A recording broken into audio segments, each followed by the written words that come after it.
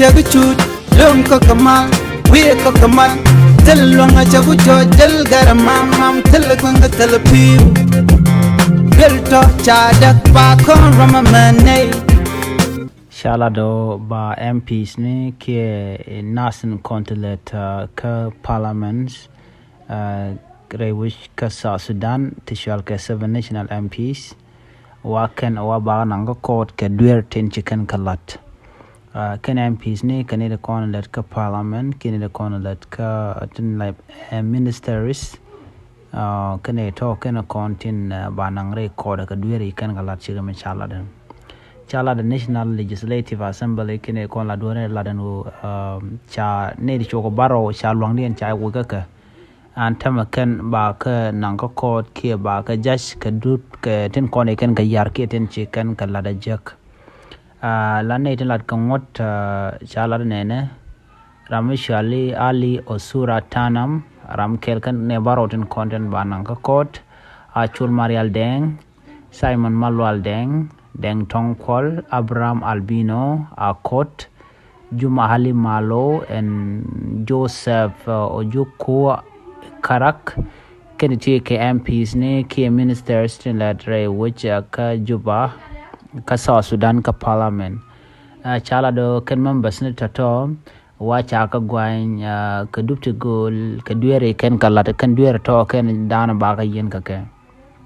Shikaman chala jo ken shoot ken cha lat gwasame ken MP ni ali usura tanam ram kelkan kon cha gwanyik ken di shidwer chi latin la kwar ka nuwon ka tin la ministers ke MPs wajen che duero cha kalat en wini re which ka juba gwad dana lat ke ngwanatin re parliament ka jen chala do jen che duer la wuden chal ke Joseph Makur ken Joseph Kenyi Samuel and there mo wa der mi chalat wa chemishali shitting ke chana cheka kang lo che dwar che kan ka pinya cha jangach and there mo wa che kula ram chali Joseph kana Joseph Makur kana Joseph kanye kana content cha do dwar jen ram mone chala do a chol marial deng ramadan ka kana baron content cha gwanyo chi dwelat wa jen cha dor lat chaja kul goram chal wol majut wa jenen a chol marial den wa che youtube ke shek te kan ngach ke te kan lat to wa che der che lat ko che yo to che ko top no cha nyo la do lem karane konen lat ko ngot chali Simon Malwal den cha la do jen bo ba je chung ba gwa da nan chung kana tin gwa lo ko mo wa jen che der che lat bo jen wa che durm di che la lo che shoran che yarra mishal ke o chang donato den ko jen ran ngoni ka je durm che la wa ba ya kep ko modo to ko che wono yar shoran ke raja ke shoran me karan la ka che la ram mo che la no MP de dien ramish ramme let ka court chale Juma Ali Malo wajen ramkel mi wa the function ke governor no walka mishale tereke ka state jen wa chaje gwanye long ko wa chetungwan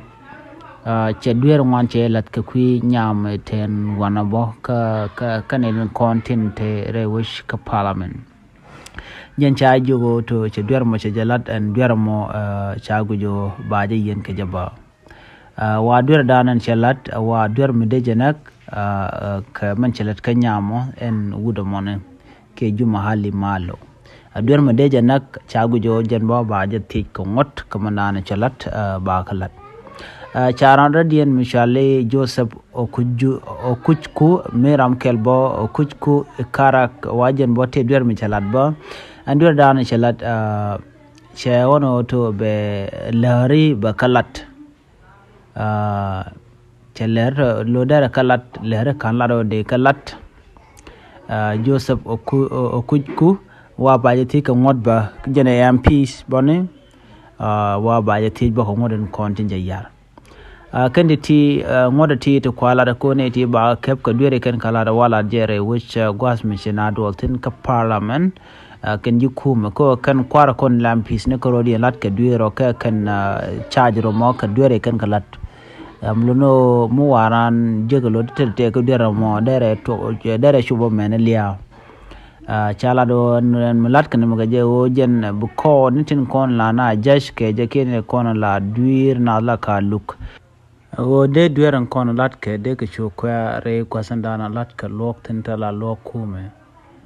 shala de no ka ga House Speaker Ramadan and chwal ke jima nunu kumba Shenaz dialen kon tin la MPs ni tin shagwan joju bia ben re parliament ka ko baran dial kon shadur ba ka ben gwich tegram kel mashallah do nana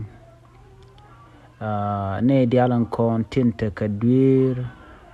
kina sa kon tin tel duir gorga jo ba ni ken dial ba ko wich meram te duer ba jugu ba nyoglu jok ka parliament titini ka detek tiak gorja ba kalat ka do badala ngala kalat keja shara mitel duer cha be kef tele duer baram te duer jan ba ka ka duer dana chalat chala do de ka lunjo ka parliament ko de duer gen de ga nyong go ko